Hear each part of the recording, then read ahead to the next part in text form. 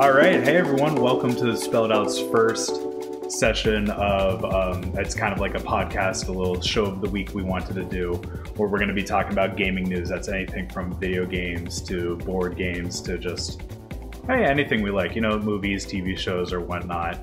I'm here, I'm Tyler, with my other host, or we're using his stuff, so maybe I'm the co-host. But you know him real well, and we'll probably recognize him if you ever watched High School D&D or Pirates of the Coast, Robert Nesby.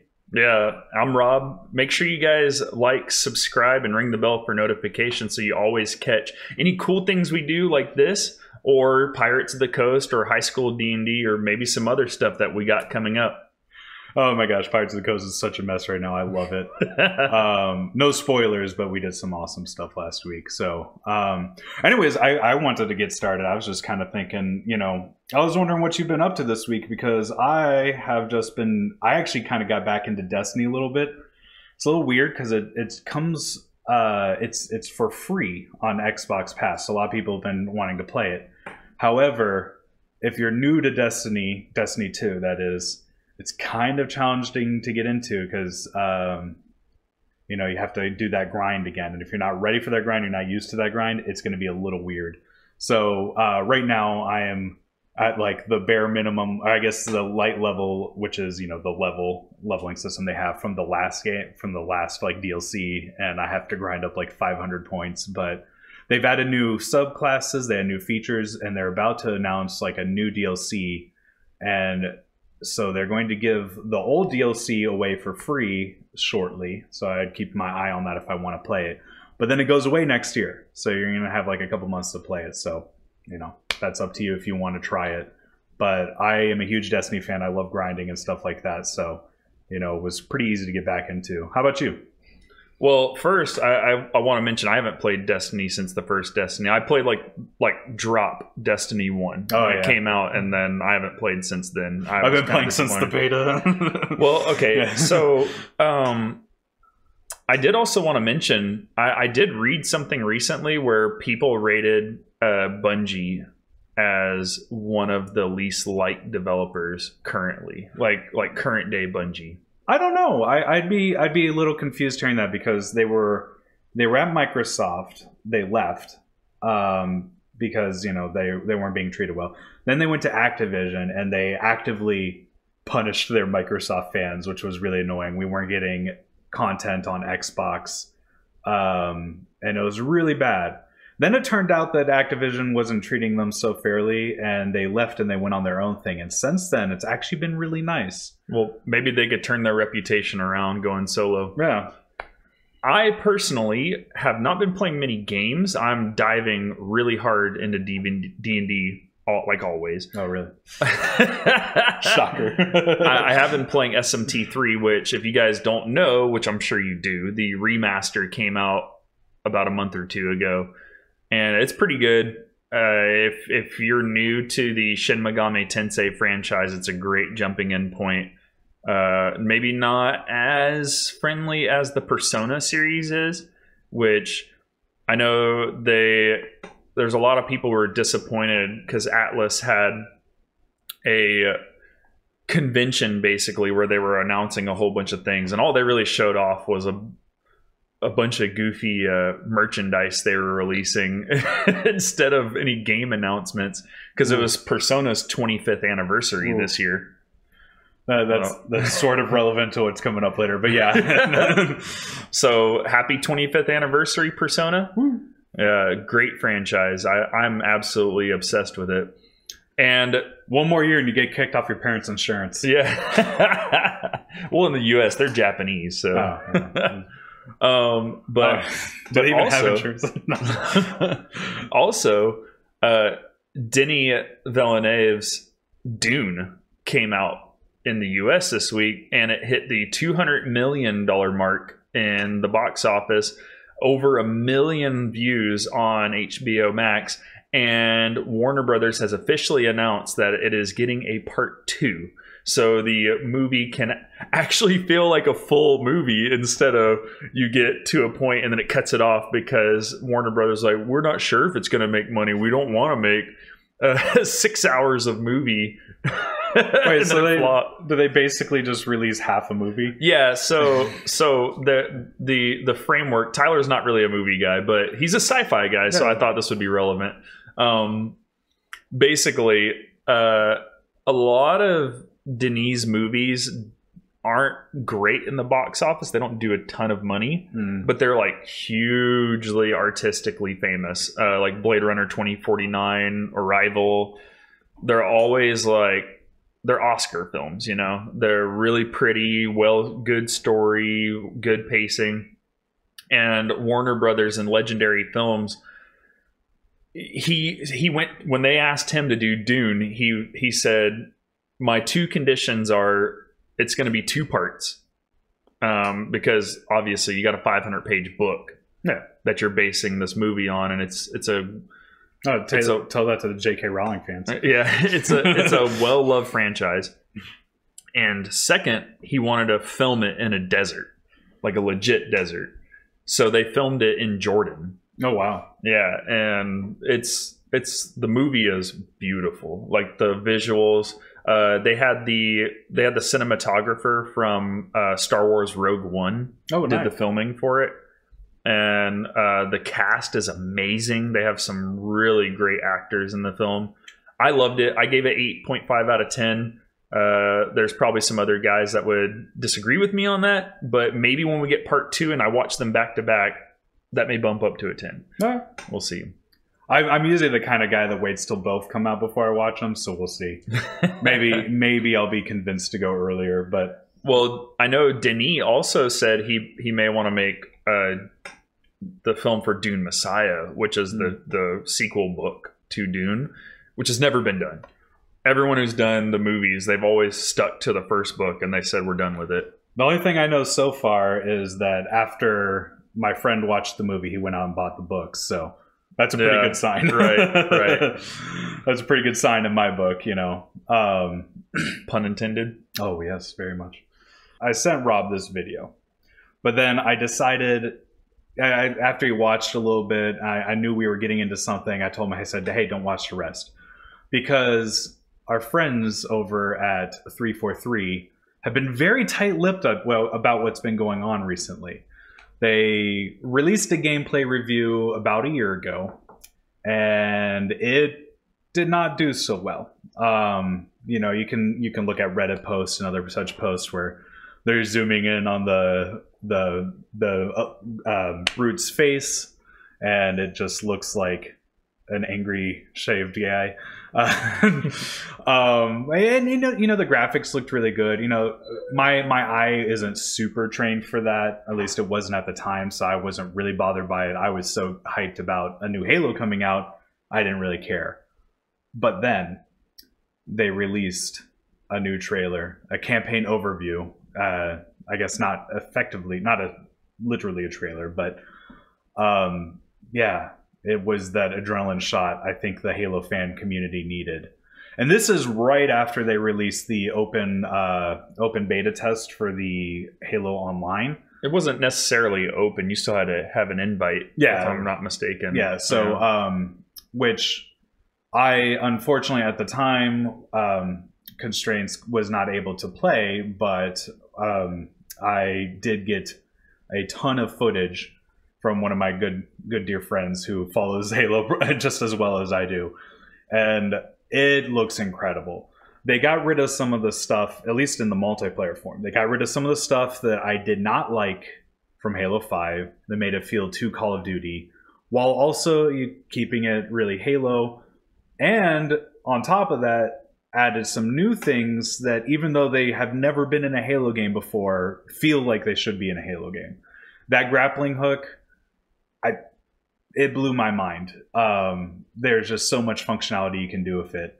Now, on the speculation is there's a limit of grappling hooks you get when you play online. I think the single player mission is going to have like an infinite one or something, but that would be a little broken in PvP. Just the fact you can grappling hook weapons and bring them to you is really cool to me. Yeah, the footage he sent me, the first one he sent me was, he hooked onto a ghost, kicked the guy off. The guy hooked back onto him, kicked him off. He hooked on back on and kicked him off. And they did a 3. That may be a little annoying. So I guess that's why they would limit how many you can do in multiplayer. It got pretty ridiculous, but he ended up winning in the end, so it had a happy ending. Right. And some other things they did in the PvP, which you might find interesting, is they got rid of the red versus blue. Now everyone has their own character, kind of like Reach, but you have red and blue overshields, so they don't retint you. So you get to keep whatever, hot pink flame stripes color scheme you want to do. Me and Tyler did like briefly talk about that, but I don't know how I feel about it. My biggest concern is, so with the red versus blue, you could look down the field. You knew exactly who was enemy, who was foe. Mm-hmm. And with this, you're kind of like... For me as an Overwatch player, I'm used to having the enemies highlighted. And they did that in ODST too, didn't they? That was the recon. That was in campaign. Yeah. If you put up the helmet visor.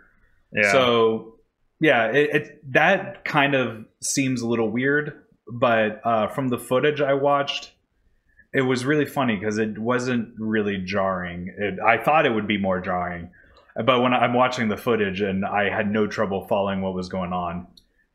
In fact, I have way more trouble following Destiny, which is a game I play quite a bit, than I did watching the Halo footage. Now, the Halo 5, that one, they didn't do that, and that one actually was, in my opinion, a little more like complicated. Even though in theory it should be simpler. So I don't know. That's going to be up to I guess each individual preference. Wait till you see it. The big benefit about this way is you can have your character as it is and not have to have it recolored all the time, which is a pretty popular thing for modern players, especially those who went through Anthem, Destiny, Call of Duty, Modern Warfare, all that fun stuff. So I don't know. It might be worth it, but I think that's going to be one of those things that's going to be pretty heavily debated by Halo fans. So I don't know. I'm not gonna make a definitive statement quite yet. Well, I'm really excited for it, and I'm not really a Battlefield guy. I'm not really a Call of Duty guy. I've kind of skipped over those franchises, and I feel like I saved myself a lot of headache and pain by not really going into those franchises.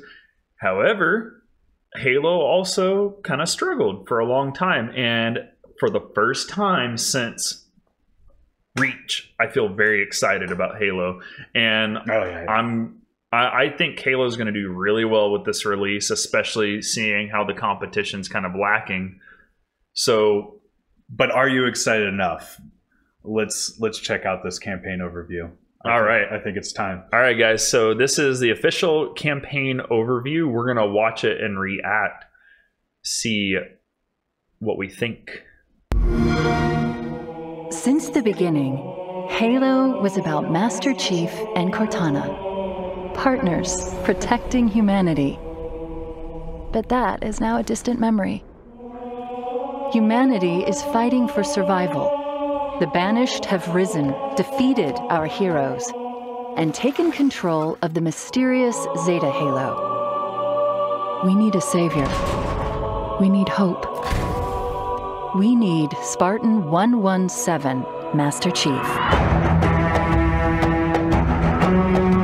So just looking at that, like, they're already trying to capture some feel from the trilogy, in my opinion. Oh, yeah. Now, they've made a really big statement that what made the original trilogy what it was the fact that humanity, you start the game, humanity's done. They're beat. They're running back, they're retreating, and all three games that you get this feeling of it's over, but Master Chief is here. Like we actually stand a chance because of this one guy. Then Halo 4 and 5 come around, and Master Chief is still a badass, but he's taking more of a back seat. Well, yeah, he's got a team of Spartans in 5, in 4. There are they're other Spartans, and they're kind of like, I like what they tried to do with the story. Like the fallen hero where no one believes him, but he's still epic. But 4 and 5, they put a lot of emphasis on story and character development, while the trilogy's less about that, and it's more of like, you know, kick alien ass and chew bubble gum. Now, Halo Wars 2 was super duper successful as far as, you know, Halo Wars can go. And that was a 343 project. And if you haven't checked out like the cutscenes or played that game, I highly recommend it if you're a Halo fan. The fact that they decided to go more that route has made me pretty excited. Right. Because the art style looks way more Halo. You know, he has the original looking armor on. Now the new engine makes it even just look sweeter, but as we kind of go on in this, you're going to see that it's the art style, in my opinion, is just on point. We have a new mission, soldier. What is it? What's down there? A weapon. A weapon? How many guns do you need?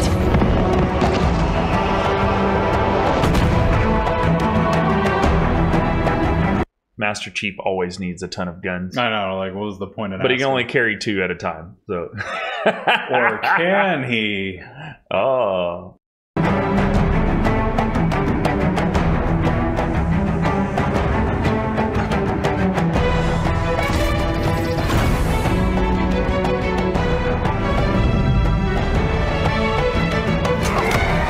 In the biggest campaign to date, Halo Infinite invites players to become Master Chief and discover true Spartan freedom in the most wide-open and adventure-filled Halo experience yet.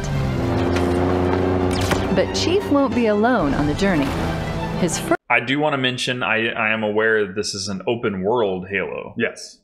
Wow. So that's going to be a little weird, I think, for some OG Halo fans, but as you kind of watch it honestly, I think Halo is the perfect franchise to do that with, because Halo's always had a huge emphasis on the vehicles. The vehicles have always felt great. Mm-hmm.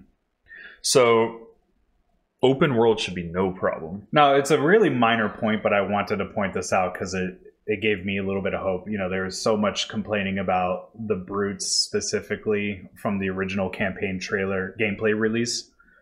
And if you go back and you watch it, the brutes look a lot better. So right. I mean, this already looks awesome.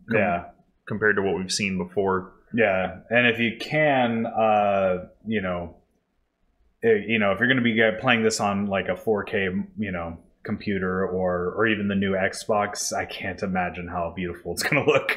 Right. First mission is to retrieve a new AI codenamed the Weapon. It's been 6 months. Where have you been? Following the events of Halo 5, Master Chief is searching for the answer to a troubling question. What happened to Cortana? I was created to lock down Cortana, but I don't know why. What did she do that was so wrong?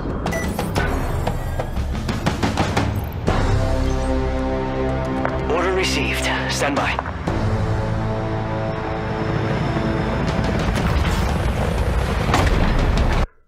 Bonk. just dunk it there. Yeah. No finesse, just drop. I think that actually kind of points out, so, you know, he went and selected a vehicle, and that guy from the trailer is passing him some stuff. So I mean, I don't think this is groundbreaking news, but I think that's a pretty relevant point that he is going to be an important NPC that comes up, you know, like Foehammer or something, you know. Right. What was the name of the pilot in the first one? I can't remember. But Foehammer. It was? Yeah. So yeah. There you go. So, I don't know. The answer is somewhere on Zeta Halo. A damaged world full of wonder, mystery, and danger.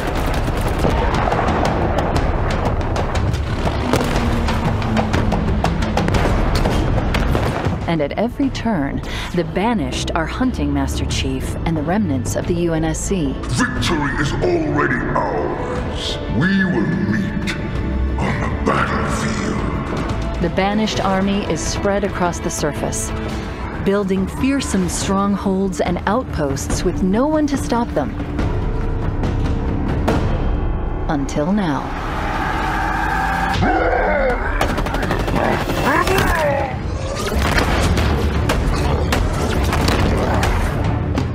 I did notice like how snappy the assault rifle feels or looks. And even just like watching, I watched like the Act-Man play multiplayer, and the assault rifle is just like, oh yeah. A lot of the weapons are really nice on this. Now I heard the shotgun feels pretty weak, at least in PvP, but yeah.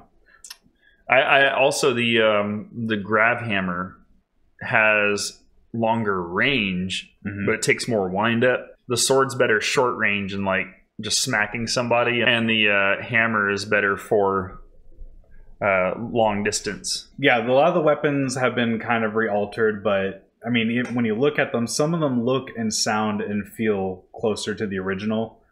But we need to see what the new ones are kind of like, and also just kind of see how they perform in the actual game. Well, it looks like we're about to see some sniper action. From the beginning of the Halo saga, Master Chief has been a hero, ready to fight and win against impossible odds. Our weapons online! Chief, is that you? You're safe now.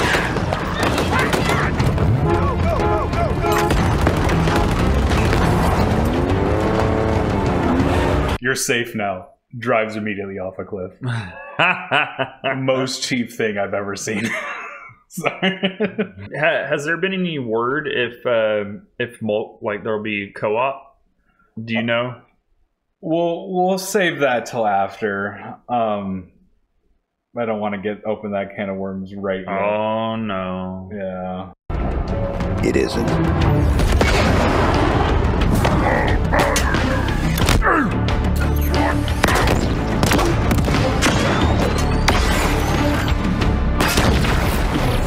Players now have more freedom than ever before to take down the Banished any way they choose.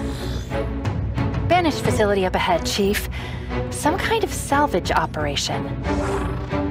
What do we do? Shut it down. So there's a few things I wanted to talk about right there. So looks like boss fights are happening. That's pretty cool.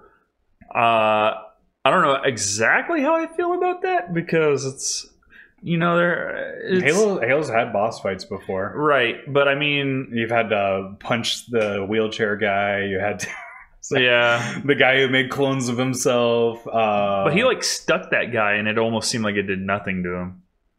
Yeah, there's definitely like different levels of leads. Now I don't know what how like the skull functions are going to be. That's something I'm kind of curious about. Same. Because I don't know how they're going to play out the difficulties in this game. Most open world games, you just stumble into a new area with harder enemies, so.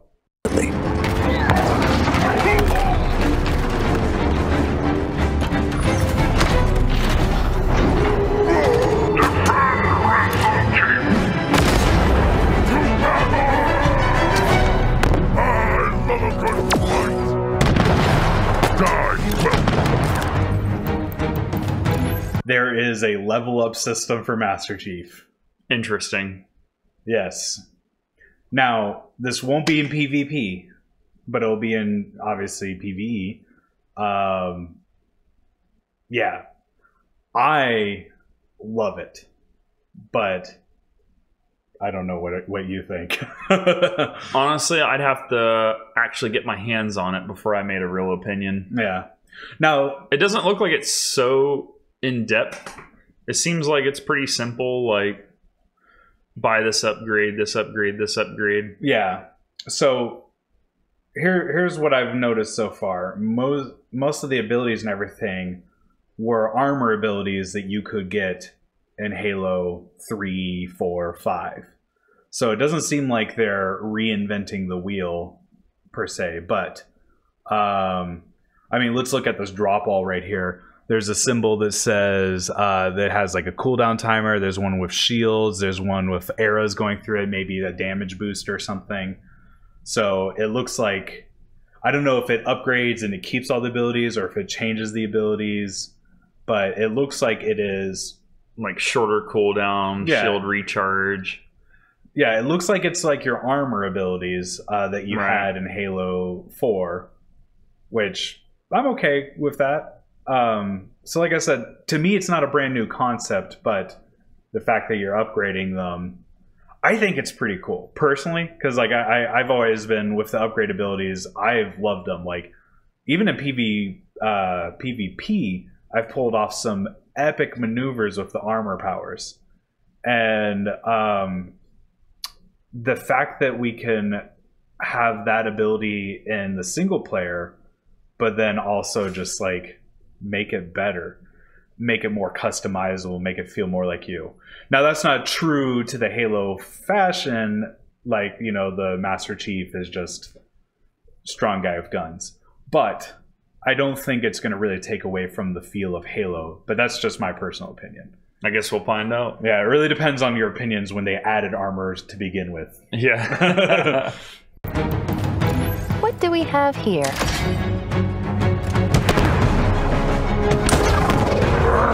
Fight me!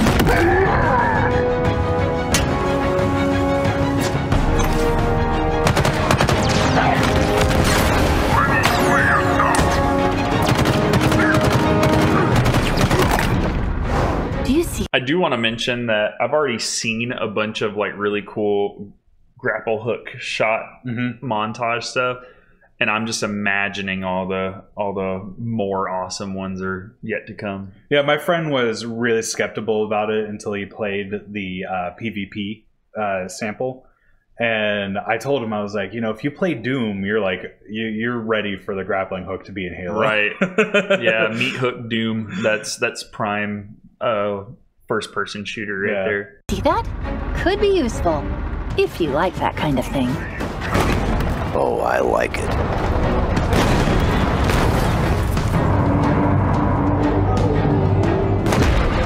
Halo Infinite allows us all to become Master Chief, doing what Spartans do best, defying the odds to take down the Banished. Peace.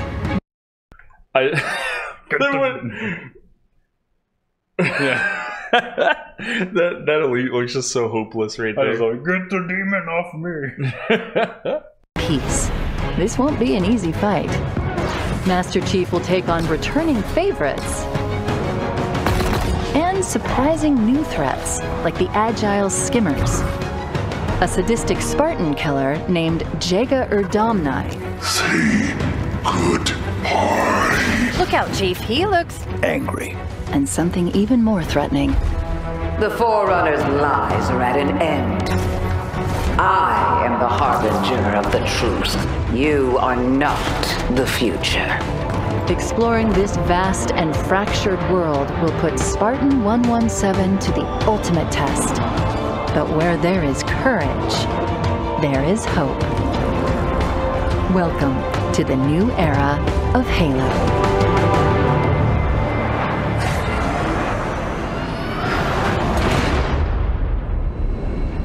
Is everyone trying to kill you? It kind of seems like it. Yeah, it looks really fun. All right. Yeah. So there is a lot to unpack there. If you guys listening haven't heard about the co-op, they will be launched without. They do plan on patching it later. But yeah, something to do with, like, I don't know, it's either the new platform or something, some excuse. Now here's the thing, it's already been delayed a year, and at this point I just want to play the game. Right. Like, look, I love co-op, and it was part of the reason I wasn't so fond of Halo 5, but at this point I'm so desperate for a Halo that, yeah, just drop it without co-op. That's my opinion. Also, I know another piece of bad news is Forge will not be coming with the initial release. It'll be later on. Yeah, that's going to be a big drawback. However, will they be able to make up for it with the gameplay and with the story? That's going to be the big question. Now, I don't know if they're going to go kind of like a full Destiny grindy, task-based, bounty system or something like that. I have no idea what the story is going to be like. Well, I can only infer what you guys have seen, what we've seen, and what we've read about. But I gotta say, Halo, it has the Halo feel. Like, the vehicles, the weapons, they look Halo. The Master Chief, it looks right. The ring, it looks correct. The story feels, you're beaten down and you're the one guy taking everything back. All that seems accurate.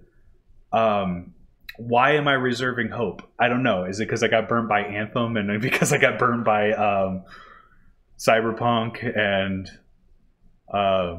just Mass Effect Andromeda and I've been kicked down a lot recently. So Halo. if Halo Infinite doesn't kind of like save it for me, I don't know. I'll officially turn into that curmudgeon old man that just can't believe anymore. So no pressure, 343, but please release the best game ever. Why do you think I only play JRPGs now? Yeah, speaking of, quick detour. I've noticed that there's been a lot of Nier advertisement out recently. They released a new phone game, which I'm probably not going to play. And then they released a remaster too. Yeah, Nier Replicant. Yeah, and I think we can do an entire episode on remasters, and probably should. But yeah, sorry. As far as Halo goes, I'm excited, but I'm reluctant. I don't know. That is. I'm probably the same way. I think the multiplayer alone is something for me I know I'm going to play immediately, especially because if any of the news is indication, the multiplayer will be free. Yeah, and I believe Big Team Battles 12v12, which sounds awesome. Right, so you can play the multiplayer for free, and it's cross-platform. So all you PC nerds can play with your Xbox friends. Your Xbox friends can get whooped up on by your PC friends. Blah blah blah. You know how the spiel goes. I'm so excited. I will be playing on my PC, and I'm day one probably. I'm gonna be playing on Xbox, and I promise I'm gonna be getting more headshots. Just saying. Probably. To be fair, Tyler has much better mechanical aim than I do, even with the platform differences. Oh my gosh. I was playing, that being said, I was playing Super Smash Brothers last night, and the only thing that was saving my butt was just going Ike and just doing my up smash, so I didn't have to do anything fancy. But anyways, that's beside the point. Yeah, I don't know. So the story, if for those of you who don't know, they've hinted at the Banished are going to be in it. That's a Halo Wars 2 thing. Once again, if you haven't played Halo Wars 2, there are great resources on YouTube where you can just basically watch all the cutscenes. I would probably recommend that if you're not going to play it. The cutscenes, they did a great job. 343 did a great job with that game. It's probably their only successful game because they put out... well, okay, hear me out. Master Chief Collection is fantastic right now. But was it a couple years ago? Well, I want to mention 343, their games have sold well. Like, commercially, they've been successful. It's just, have they been well received? Not so much. Well, I should have said from like a standpoint of just like being good on release. They, the Master Chief Collection was buggy for a very long time. I remember playing online with the Master Chief Collection, and I would be in a party of my friends, and then all of a sudden we're on different teams. And it's just like, yo, that's not what I came for Halo to do. We're working together. We're on mic comms together, and now all of a sudden we're shooting each other, and we're still calm together, I used to get booted out of like the single player missions all the time, lagged out, glitched out, stuff like that. But now when you play it, it's amazing. It's spectacular, and it's totally worth the money. But it didn't feel 100% like it does now, obviously, when it was released. It wasn't really much very close, but I don't know. So well, I'm in my mind, I'm factoring in how they treated Master Chief Collection and how they treated Halo Wars 2. Well, Halo 4 and 5, I felt both of the campaigns were lackluster. In 4, the story was okay, but the level design was pretty bad. And in 5, it was the opposite. The level design was pretty decent, and I thought the story was horrible. Both of them had gameplay issues, but both of their multiplayers were actually good. I enjoyed the multiplayer of 4. I enjoyed the multiplayer of 5. I didn't play 5 as much, but I enjoyed it. I played a lot of 4. Yeah, I did too. I was on a team for a little bit, but I didn't play much of 5. I played a bit of 5. Yeah. I obviously didn't get to level 152 or whatever the cap ended up was. But I was in the 100s somewhere. Yeah. I liked it. Yeah. I liked it a lot. Were you one of those goons that got the Endure achievement on Halo ODST? I don't. ODST, okay, this is going to sound bad. I just want to say I got Endure. Oh, nice. I got Recon. I didn't play too much of ODST. I loved the story, but ODST was weird for me when it came to multiplayer. I wasn't really feeling it. Which in hindsight is weird because that's my jam nowadays. After playing a bunch of Mass Effect, I probably would have obsessed over it. Yeah. But yeah, I'm ashamed to admit that I didn't play too much of that. But I love the story. By the way, shout out to my old Gravemakers and Gunslingers crew. You guys are still the real deal. We'll see. No, we'll see nowadays. No, they're all old and fat like me. Ah, nice. Except I'm not as fat. I'm bald now. So there is no co-op, but you can still play for friends on multiplayer, and multiplayer is what Halo does the best. And 343, in my opinion, has not dropped the ball a single time on multiplayer. I will say Halo 5 was kind of like a culture shock because they added the shoulder charge and the ground slam, and everyone was saying it felt a little more Call of Duty. Well, and all the microtransactions, and I don't remember the name of the game. They had a specific mode that was like very microtransaction-y. You had to... Yeah, there's modes where you want power-ups and special weapons, and you can get them from grinding the game. Right. And when you're at the level I'm at, you have all the ones you need. However, early on, like, it was a slugfest. You didn't need to buy things. It was the PvE, I think, maybe is what you're talking about. But you didn't need to buy anything from the store. And I never did, actually. I didn't spend a single cent on Halo multiplayer. But, oh my gosh, if I spent like $20, I could have jumped up so fast, and it would have saved me days of the grind. But, the thing is, if you're into the grind, if you guys are listening to this and you're already Halo fans, you're probably not going to have to deal with microtransactions. It's not as bad as Destiny, where it's like, yeah, Destiny, you don't need to buy the DLCs, but if you want to have fun, you kind of do. They've never been that bad. They've never been EA, where you have to buy ships like flat out with real human money. Battlefront, Star Wars, and they've never gotten that bad. But yes, they do get to the point where even I, who refuses to spend money, was sitting on the purchase screen going like, it's only $20 and I could buy those gold boxes and I could just be done with this. No. And then decided instead to just get my ass kicked by a bunch of elites until I could actually just like randomly get the loot. And it kind of sucks when you're playing that and your friend buys and opens a pack and they get 10 of these awesome the ships or whatever that you can get in PvE, and then you finally get the one in a pack after playing for like 2 days straight. You jump in it and you get sniped immediately and someone takes it from you, and It just kind of feels like you wasted some time. But that's Halo. That's Halo for you. I hope that they don't do that per se. So I've heard that the vehicles spawn very late in the game now.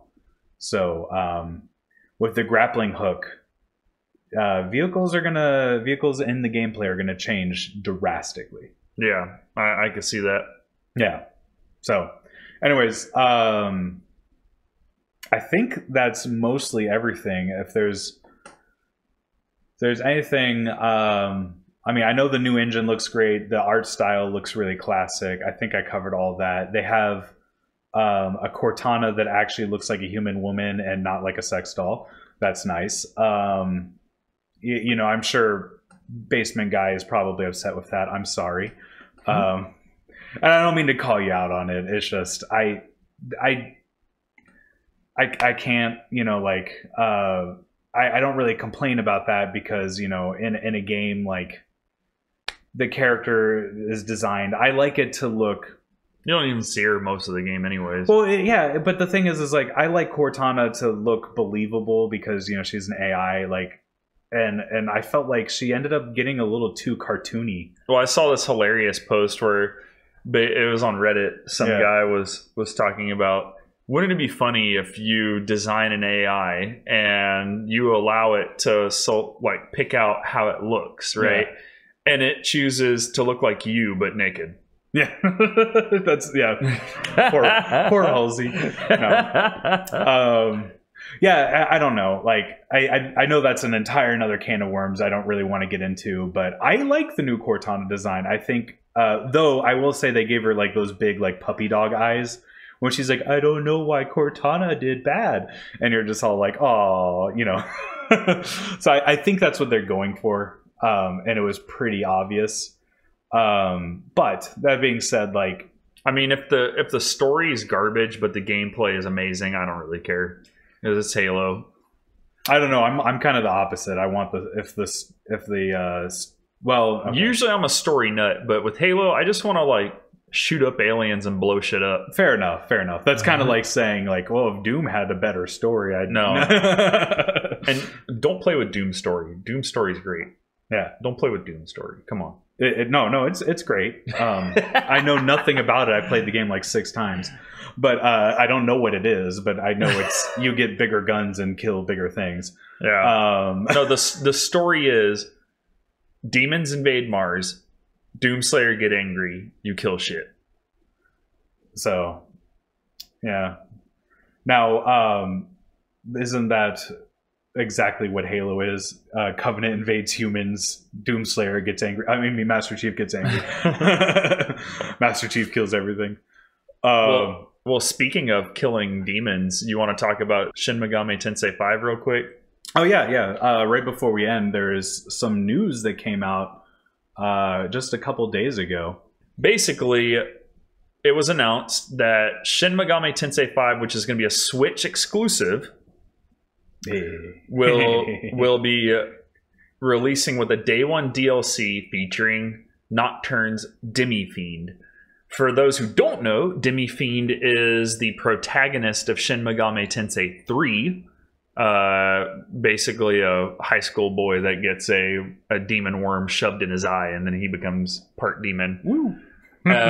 And so... That sounds like the most JRPG game. Right. So Shin Megami Tensei is literally about... It's Pokemon with demons. Mm-hmm. You negotiate and get demons on your side and use them to fight other demons and go through a story, usually involving an apocalyptic event that involves with demons invading the real world. So the Day 1 DLC will include 4 mission-based pieces of content. The first and most notable one is titled Return of the True Demon, which there's the True Demon ending of Shin Megami Tensei 3 that you can get. It's a secret ending where you don't take anyone's side and you just go straight to Lucifer and kick his ass. But yeah, you have to go through the entire like Amalia network and beat all of the fiends Which, I love that you get a different ending for just taking the neutral path. Basically, yeah, and actually, Shin Megami Tensei, the original one, way back in the day, it's an old game. Was one of the first games that had a pathing system where you could be you could either side with chaos or law, or you could be neutral, and that affected the end of the game. Which what's funny is like I always see those memes where it's like talks about JRPGs and it's like level 1 fight a rat in a basement, and it's like level 99 kill God. Yeah. You literally fight Yahweh. Yep. That's the final boss of the first one. It's just so stupid. Same with Bayonetta. It's so funny. I'm like, the Japanese, man, they're crazy. I love it reminds me of whenever you watch like Gurren Lagann or something, and I know that's supposed to be a parody, but he starts with this little tiny mech, and at the end they're fighting standing on top of galaxies. Yeah. So the player will be tasked with traveling to the world of shadows and facing off with the demi-fiend as a boss fight, which I find interesting that the demi-fiend's a boss in this. Along with the boss fight, the DLC will also include 9 demons, including the likes of Mother Harlot and Trumpeter, which Mother Harlot and Trumpeter in SMT3 were some of those fiends I was talking about that you have to fight to get the true demon ending. So, and they're some of the like toughest demons in the game. So I'm curious about how good they're going to be in SMT5. And dude, just look at this artwork. Like, holy crap, it looks so good. Yeah. It looks so good. And I'm curious because they show off the protagonist in this form, which supposedly the protagonist like combines with some sort of like Hindu god. And maybe you're able to like transform into different various forms of these different gods. Oh, okay. Because I know SMT4 Apocalypse Vishnu was like a big boss. So it's kind of cool. SMT is an interesting franchise because they take a lot of mythology and creation myths, and they kind of make it all together and do some cool story with it. And it's pretty funny how the Persona franchise spun off of this and made like some like bubblegum high school simulation on top. Oh yeah. Oh man. That is a spin-off that just got blasted out of proportion, and it for good reason. Right. But yeah, no, that's I don't know, that's super exciting. I'm definitely looking forward to a lot of stuff coming out. I'm sad to hear that it's a Switch exclusive. I think you're gonna have to get a Switch, huh? No, I'll find a way to play it. Okay, I'll find a way. I will say for those of you out there that the new Switch is out. The screen has 1080p. I believe the old screen was 720p. It's bigger. It's noticeably bigger. It has the haptic like vibration or whatever it's called. The OLED screen, haptic control. Yeah. Is it worth your money if you already have a Switch? Probably not. I'm going to leave that up to you guys. I will say that I had a little remorse getting that, but don't let that stop you. It's a Switch. It's powerful. It's great. But yeah, if you leave your Switch docked all the time, you're not going to need a new one.